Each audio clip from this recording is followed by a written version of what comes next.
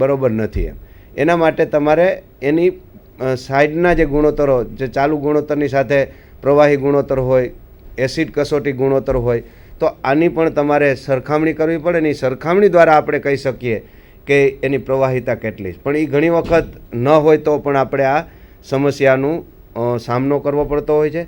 પછી ગુણોત્તરો સિવાય અન્ય તપાસ જરૂરી, એટલે કે માત્ર ગુણોત્તરોને આધારે જ પેઢીની છે એ ઓલ ઓવર આખું મૂલ્યાંકન થતું નથી. Thank you. ધન્યવાદ. નમસ્કાર.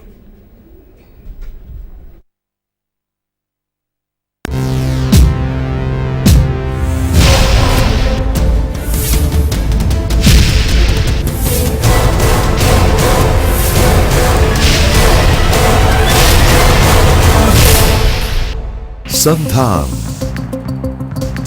All Gujarat Integrated Classroom. સેટેલાઇટના માધ્યમથી જોડતી કડી એટલે સંધાન.